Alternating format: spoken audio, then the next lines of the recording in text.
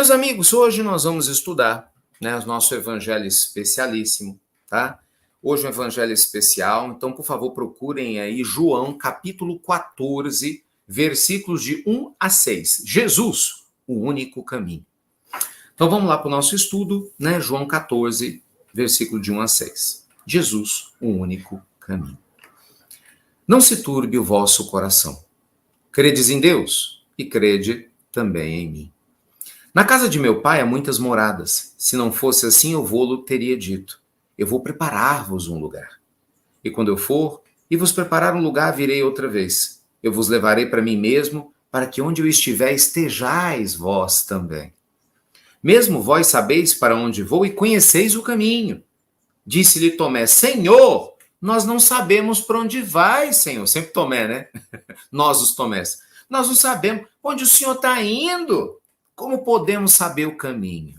Então disse Jesus, eu sou o caminho, eu sou a verdade, eu sou a vida. Ninguém vem ao Pai, senão por mim.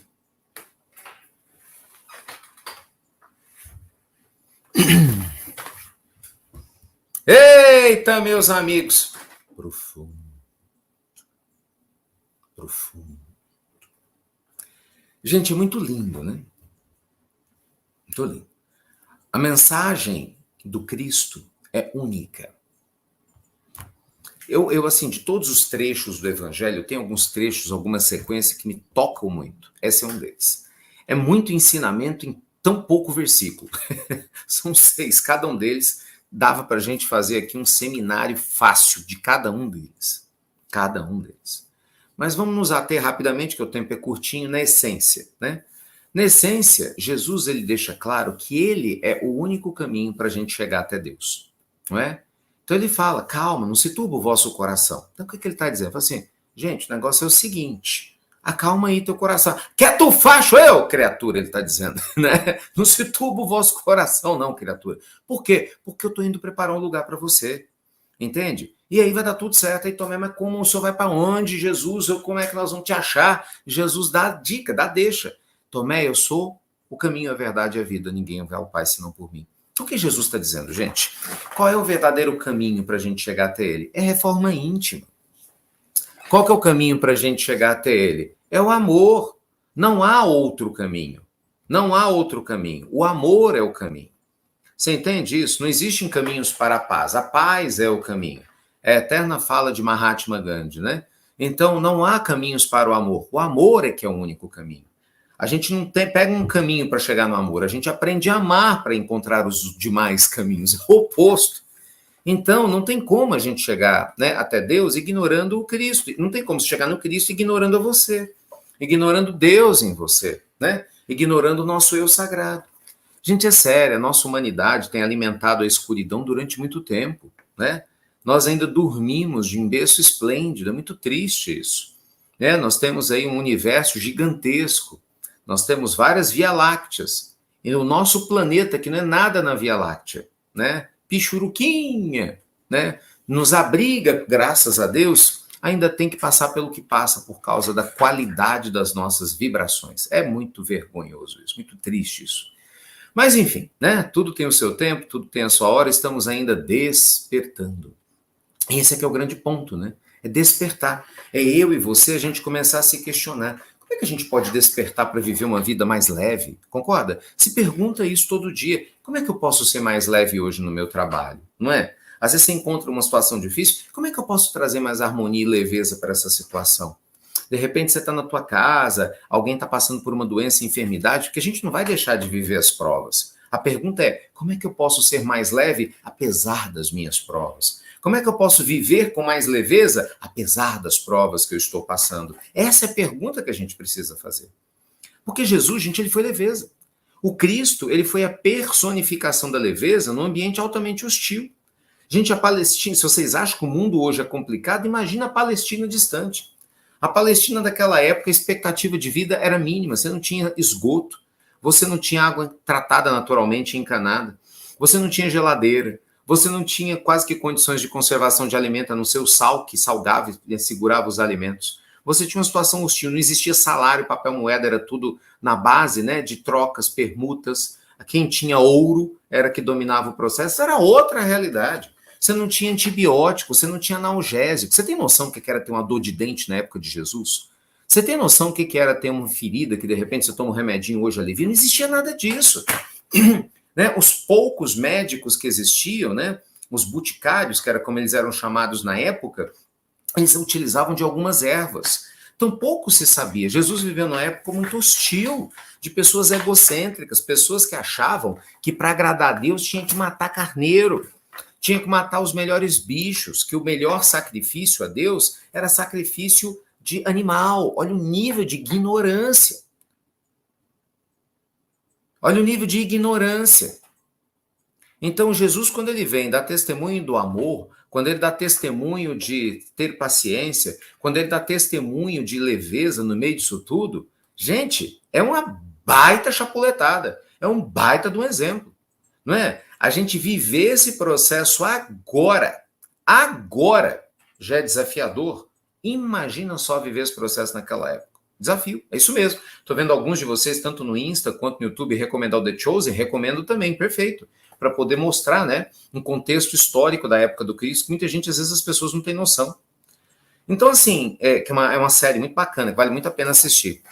Então, o que acontece? Nós precisamos abrir, gente, a nossa mente e o nosso coração para gratidão. O que o Cristo fez não é para qualquer um, não. Sabe, Jesus, ele é o governador planetário. E Jesus, ao contrário do que muita gente pensa, não é só o governador planetário deste planeta Terra. Jesus é o governador planetário de outros planetas também. Né? Então, assim, a Terra é um dos planetas que Jesus é o responsável pelo processo evolutivo. E um dos mais michurucas em termos de evolução. É triste, mas é verdade. Entendeu? Então você vê o Cristo na grandeza absurdamente distante. Não dá nem para conceber a grandeza do Cristo. Entende? A distância dele de nós em termos de evolução, de amor e de bondade, né? Não dá para conceber isso. Não dá. A gente pode especular, mas não chega, não alcança. Não alcança, porque a gente tem que ter a dimensão dele para alcançá-lo. Então, não tem ainda, então não tem jeito, a gente só especula. Mas assim, é muito distante. E aí ele aceita vir à Terra. A gente não faz, você não tem noção do que é isso. Nascer para qualquer um de nós já é um desafio. Você sai do mundo espiritual, volta para a Terra. A gente se arrasta aqui, um corpo frágil, entendeu? Um mosquito te põe no chão. Um simples vírus pode acabar com a vida na Terra. Nosso corpo é maravilhoso, incrível, mas ele é frágil ao mesmo tempo. Olha a loucura que é o planeta. E Jesus aceita, entendeu? Voltar para um planeta duro, endurecido, sabe? Com psicosfera pesada, energia horrorosa, como era de 2000 anos atrás. Hoje já não é lá essas coisas. Você imagina 2000 anos atrás com a ignorância que havia. Porque ele não tinha vindo ainda, né? Para dar um caminho e o exemplo. Então, assim, ele aceita por amor, gente, presta atenção. Então, quando ele fala, eu sou o caminho, a verdade e a vida, o que ele está dizendo? Ele está falando o seguinte, criatura, olha só a loucura que vocês vivem aqui nessa jossa chamada Terra, entendeu? Mas eu amo vocês. Eu amo esse planeta e nós vamos arrumar esse negócio aqui. E eu tô aqui para dar testemunho que dá para você passar por aqui, sim, sem ser um pilantra, uma pessoa sem vergonha, sem se deixar levar pelos maus hábitos. Dá para você aprender, sim, a lidar com os inimigos com amor e não tem inimigos, entendeu? Dá para você aprender a semear a luz, ao invés de você ficar agarrado nas trevas. Dá para você seguir. Para de olhar as besteiras do dia a dia. Olha, gente, a grandeza. Sabe, Jesus ele vem mostrar para nós o contexto geral, não a vírgula do texto. Ele vem mostrar para a gente a biblioteca, e tem gente que está preocupado com a vírgula do texto, com a cor do livro. Ai, meu Deus do céu. Acorda aí, ô criatura! Enxerga o todo, criatura. Acorda, Jesus do céu. Sabe? Deus, através do Cristo, faz um convite. Venha fazer uma viagem maravilhosa para me encontrar. Aí a gente está aqui. Mas é para eu ir com qual roupa? Vem cá, nós vamos fazer a viagem, mas a poltrona do lugar onde eu vou sentar é de qual marca? É mais ou menos isso a metáfora. Tipo assim, umas preocupações ridiculamente sem sentido nenhum, perdendo o essencial. Por isso a frase de Saint-Exupéry. Lógico, o essencial é invisível aos olhos. Só pode se ver bem com o coração. Por isso Jesus falou que muitos enxergando não veem e ouvindo não escutam. Porque o nível de consciência é muito restrito. É um nível de consciência tosco de boa parte de nós. Isso não é ofensa, não. É para a gente acordar.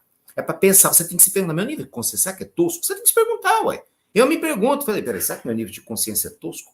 Assim, por exemplo, você consegue olhar para o céu e se enternecer com a beleza do céu? Agradecer a chuva, sabe, agradecer as estrelas? Você consegue se conectar com o ar que você respira?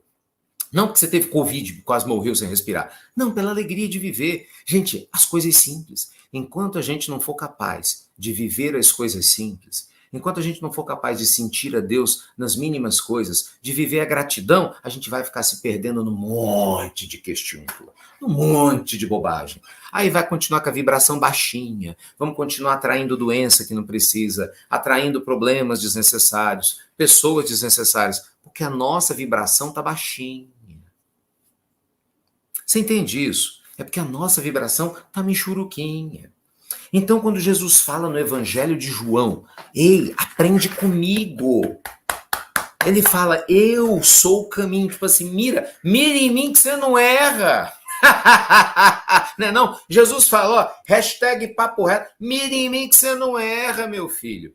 Entendeu? Ele está dizendo, para com frescura, para de besteira. Olha como eu vivo. Eu vivo com gratidão, não é com queixa, não. Eu vivo com confiança, não é reclamando, não. Eu vivo com bom ânimo, não é com mau humor, não. Eu vivo abençoando a tudo e a todos, não é falando mal dos outros, não. Eu vivo uma vida equilibrada, né? Cheia de vícios, não. Entende? Eu vivo conectado com a luz, não é fugindo da escuridão, não. Então, é o caminho. Ele é o caminho. Ele é o caminho. Foca nele. Foca nele. É isso que o Evangelho nos traz. Né? Então, esse dia de hoje, a gente lembra do Cristo, sabe? Da essência, da beleza da vida. Sabe? De um homem que no meio da natureza ensinou amor. Jesus não foi para templos de pedra. Eu vejo tanta gente preocupada com templo de pedra. Jesus não foi, nem ele foi. Largou para lá os templos de pedra.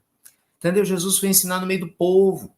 Jesus não ficou escondido aí atrás de roupa cara, carro, título, seja lá o que for, sabe? Jesus foi ensinar no meio do que nem Chico Xavier. Chico Xavier entendeu a mensagem. São Vicente de Paula, Bezerra de Menezes, tantos outros, Madre Teresa, da Irmã Dulce, meio do povo, das pessoas simples, não ficou se escondendo das pessoas. Sabe, Jesus, ele estava ali, no meio da natureza, entende? Exuberante. Ensinou a mulher de Jacó, num poço de Jacó, num poço. Presta atenção. Presta atenção. Ele curou o cego de Siloé, entendeu? No laguinho. Presta atenção. Os leprosos vieram a Jesus enquanto ele caminhava, andando. Presta atenção.